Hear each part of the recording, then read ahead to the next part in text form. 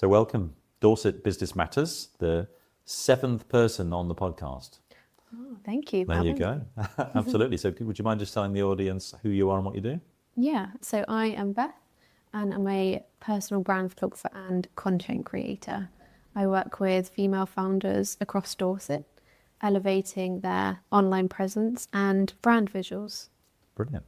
Female founders, but you did photography for me last year. I did, I know. How did that come about? I've absolutely no idea. I can't remember. I remember because you and I met, I think, at the museum probably 4 or 5 years ago. Was that just after COVID? That was one of the first networking events I ever There you go, yes. And you were just getting started, I remember that. And we kept your business card and there you go. So you did a great job, by the way. Oh, thank you. I definitely don't look like the pictures you took, which is good, which is a good thing. I would definitely say I would never say no to working with anyone because, you just never know, You just don't know, do you? Yeah, Absolutely. I'm grateful of every opportunity. So Folio Creative, why the name? So it took me a while to think of a name, I must admit. I can imagine, But folio comes from the word portfolio, which is your best collection of work. Okay. Yeah, and I just felt like it kind of had a bit of a ring to it with the 00. Yeah. And you're doing creative work, so there you go, makes perfect sense. So when did you establish the business? In 2020. In 2020, that was a phenomenal year, wasn't it? It was. Don't tell me. Before COVID or after COVID? In the middle. I can't remember whether it was in the middle of the second lockdown or the third, but I studied photography at university in Falmouth, which is one of Exeter University's campuses. And I actually came home early because of the first lockdown. We had to finish our degrees at home. But that degree was in press and editorial photography. Okay. So I thought I would finish university and then find a job within a newspaper, magazine, that kind of setting. Yeah. And then, of course, there was just nothing like that around at that time. Well, we couldn't go anywhere, of course. Yeah, I actually went back to an older job, which I had whilst I was studying back in Dorset, and just was itching to use my camera and to get out there photographing. And I always have photographed people and their stories. I've always been just baffled by how there are however many million people on this planet and yet everyone is different. And isn't that incredible? Yeah, and everyone has so many stories and experiences to share. So I've always photographed people.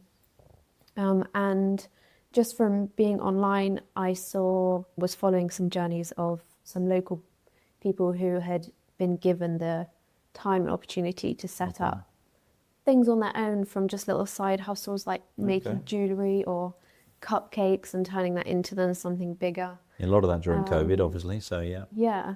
So I reached out to them and said, I'd love to photograph you. So I did. And then when we went into the next lockdown, I thought, what am I going to do? And then as the restrictions released, I actually started photographing businesses from their doorsteps, just doing all kind of shoots in any way that I can, any way that I could at the time. And then it obviously eased off and I just kept building it and growing it and attending more events and building my portfolio from there. Great stuff. So what's your best lead generation strategy? Showing up for me on Instagram, because it's a very image-based platform. True, yeah. And just being myself, showing up on stories and things, and so that people feel like they know me. Photography is a very personal service. Yeah. And I need people to trust me and they need to let me into their world. Yeah, of course. Just showing up and being me, and I found that, and also letting people into not my personal life, but my hobbies and interests, and then if they had similar interests. Yeah. It's a very relationship-driven business, isn't it? Yeah. And you focus primarily on females. Yeah. I can see that because I've looked at your website.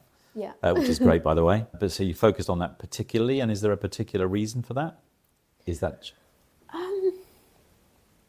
I don't know, to be honest. I've found women more personal to work with. I think my photography style is quite soft and feminine. Yeah. So it naturally aligns, and also often women are more creative and lean into the personal brand more as opposed to commercial.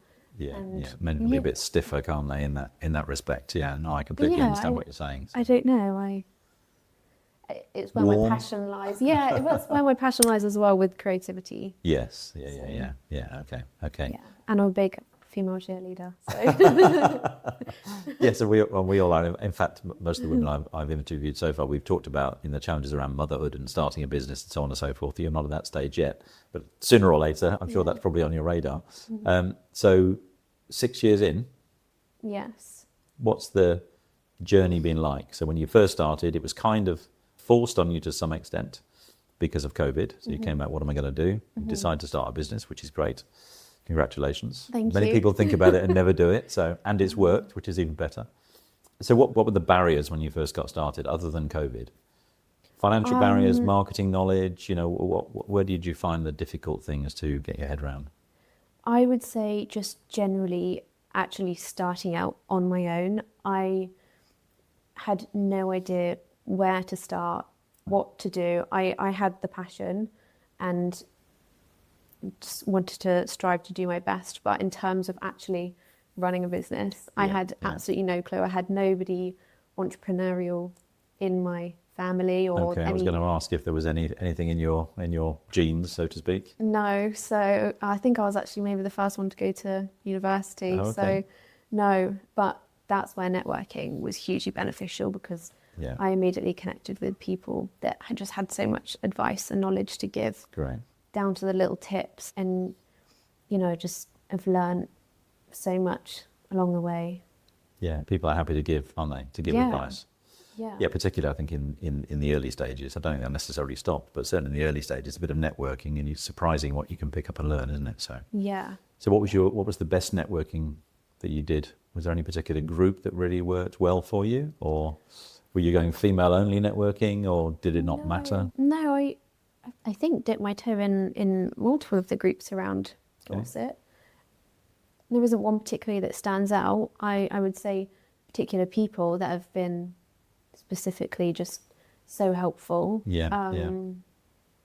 But I've learned something from every event that I've been to, and I actually started running some myself for female founders. I started an event on International Women's Day, which we sold out for the last 3 years at 50 people, and it included speakers, food, lots of different bits and bobs in gorgeous venues. Very good. So just, I think because it was so beneficial for me to have networked in the past, I wanted to bring my community together. So I love that. Yeah. Great idea. Didn't know you'd done that. So that's terrific. So were you planning on doing more of those? Potentially. We'll see. Because organising events is a whole quite other time thing, consuming. right? Yeah, absolutely. Yes, and I guess you're busy doing photography day to day, aren't you? So. Yeah. Okay. So lessons. So networking was obviously key. Yeah. Instagram, you discovered, is great for lead generation. So I guess those two are key. What about referrals? Is that a key part of your?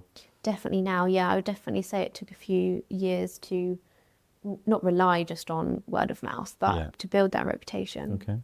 Yeah, good. Yeah. So what was the most difficult thing, do you think, during that period? Obviously, you said you didn't know anything particularly about business, so you had to get involved with all the boring things like, I guess, bookkeeping and your own content schedule for marketing and so on and so forth. What was the toughest thing? I would say maybe not toughest, but just beating that self-doubt. Okay.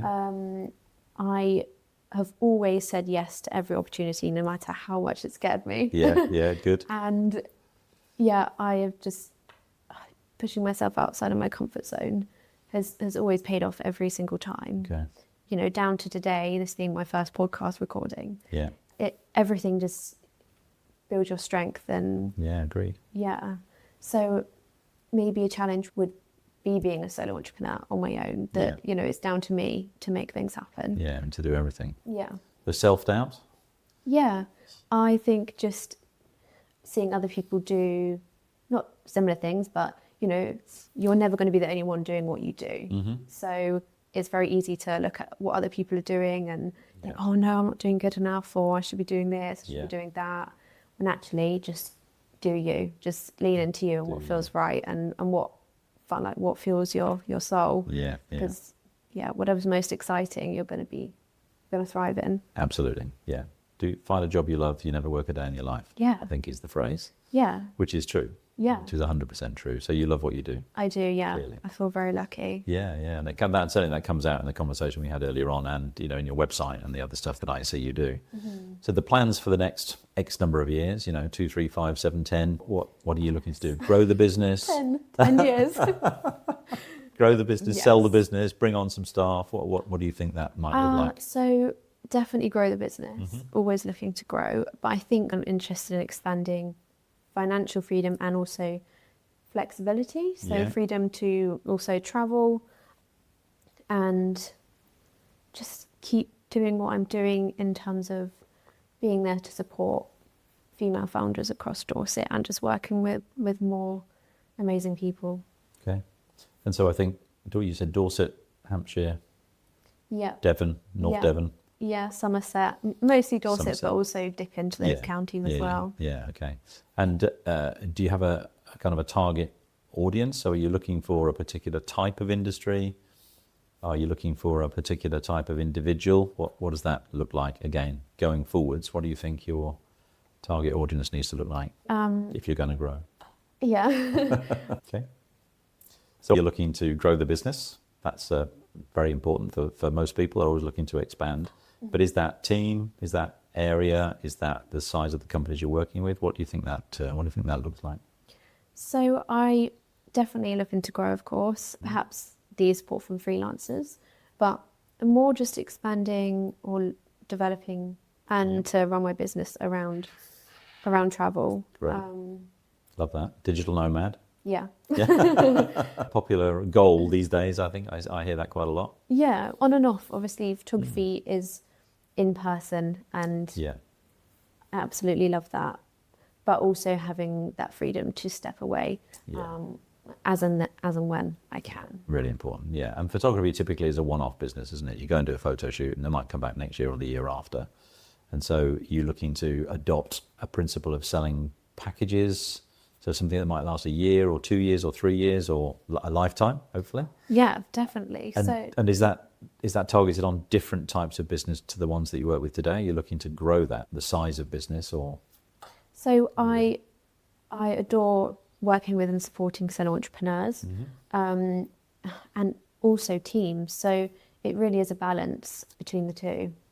Okay, yeah, makes sense. I think the type of businesses you work with is also key. So give me a view of what that looks like. Have you got a particular customer profile? Genre. Customer genre or whatever else it might be. What do you think? Yeah, so within the creative space, well-being space, also service-led brands, but very led from the heart. And has that creative twist and values showing up online and their online presence. Great. So every yoga studio, Pilates studio, gym in the area, Yeah. every HR business, wellness clinic. Yeah, good. And of course, those vary enormously in size, don't they? So I mean, in the spirit of growing, solopreneurs obviously is kind of where your heart is, but of course, in the spirit of growing, you're going to need to step out of that at some point and do different things to enable you to grow and increase your revenue, and financial freedom being one of the goals. So I think that's great that you recognise that. So just tell me a bit about your hobbies. What do you do outside of photography, or do you do photography outside of photography? No, I don't actually. Photography is business. It is the work. Yeah. Outside of work, I love travelling. So just come back from a month road trip in Scotland, off to the Alps for a month in April. Oh, you like the cold then? Yeah, like the snow. I love snowboarding. Right. Okay. Yeah, I'm very outdoorsy, so early morning sea swims, walking the dog. Yeah, I love to be out in nature as well.